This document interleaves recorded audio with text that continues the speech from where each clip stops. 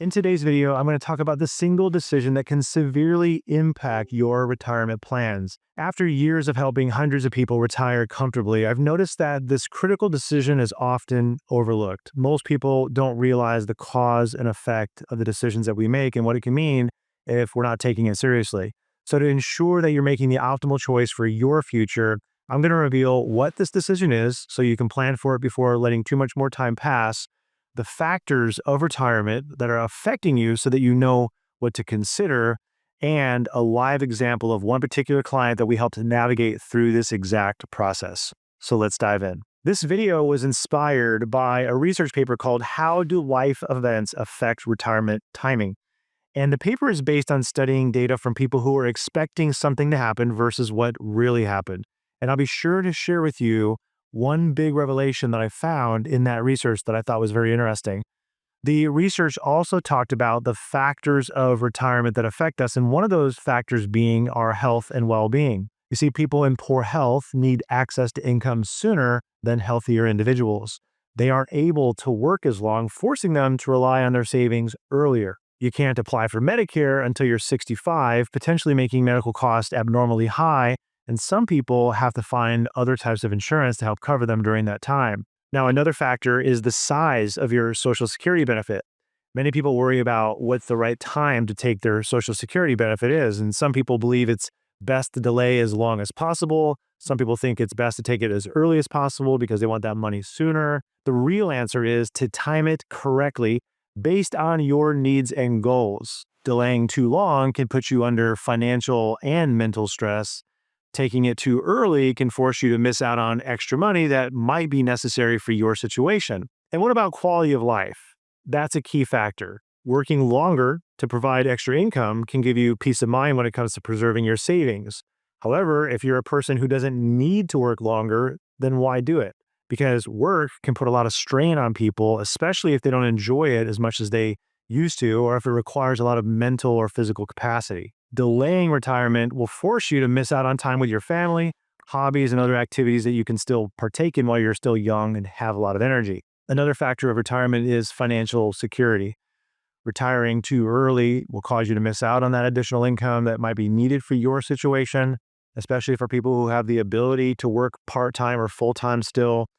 Early retirement also means missing out on other future contributions to your 401k and that employer matching. One option that you might consider is bridge employment. Maybe you go to work in an entirely different capacity or even a different industry, and that can provide you with a little more freedom for people who want that. It's always fun for us at our firm to watch how people do that. I remember years ago, an executive working at TI told me she wanted to go and be a lunch lady at a school district for a few years. She didn't necessarily need to do that, but she said she wanted to do something with lower stakes than being a self-described hatchet lady her entire career. And then there's tax implications. The money that you would draw from your retirement accounts, like your 401ks, your IRAs, is taxed as income. If you retire early and start withdrawing money, that creates income, and it can play into how you do tax planning. The timing of your retirement affects your timeline for more strategic planning, such as Roth conversions or taking advantage of lower tax brackets by pulling funds from those tax-deferred accounts when you're in a lower tax bracket before RMDs kick in, required minimum distributions. And one last factor worth mentioning is inflation and market risk. Inflation erodes purchasing power over time. Retiring too early or too late without factoring inflation can undermine your purchasing power. This is especially important for long-term retirement planning where you need to ensure that your investments keep up with inflation. Along the topic of market risks is sequence of returns risk, and this just refers to the risk of experiencing poor market returns in the early years of retirement, which could significantly reduce the longevity of your savings. Good planning can mitigate this risk, of course, but it's a significant threat to plan for nonetheless. So now, what is the single decision that is so impactful on retirement? Well, to answer that, I'm going to quote directly from the research paper. The timing of retirement is a critical choice that plays a key role in determining financial security in retirement, but it is subject to considerable uncertainty. So it says that the timing of your retirement, but it also says that we don't have a whole lot of control over our timing. And you've heard me say this in other videos, and that's that people should choose a retirement date, but be flexible about it because life factors can change that. Another interesting observation made in this research is that across the board, younger people expect to retire earlier than they probably will, and older people expect to retire later than they likely will. And this is due in part because of shocks from three areas of life: health shocks, economic shocks, and family shocks. And these are the factors contributing to the uncertainty of when you retire. Health shocks are self explained. Economic shocks means you maybe got laid off and couldn't become reemployed. And family shocks means that they take care of family members. Maybe they stop working to go take care of somebody who's in need. Okay, so when you retire is really important because it affects so many things, such as your Social Security benefits, tax implications, and even your health. And this is where Sarah's story might help illustrate this. Sarah was struggling to determine the right time to retire. And I think a lot of people can relate to this. By far, in our experience, we watch people wrestle with the decision of when is the right time to retire. Sarah was 58 at the time. She was a nurse who loves her job, but she's starting to feel the toll of those long shifts, and so she's hoping to retire in 3 years. Now, in her situation, she had about $500,000 in savings, and that was split between her 401k and her IRAs. But she was expecting a modest pension from her ex-husband, so she never really gave much thought about how much she was saving in her 401k.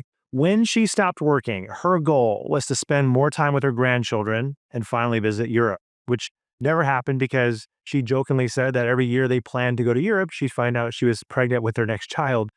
But Sarah was starting to worry about retiring too early and not having enough income to cover her needs, especially in those early years when she wouldn't be eligible yet for Medicare. So as you can see, the timing your retirement can play into everything, just like it will for Sarah. And that's why it's such an important decision to navigate as well.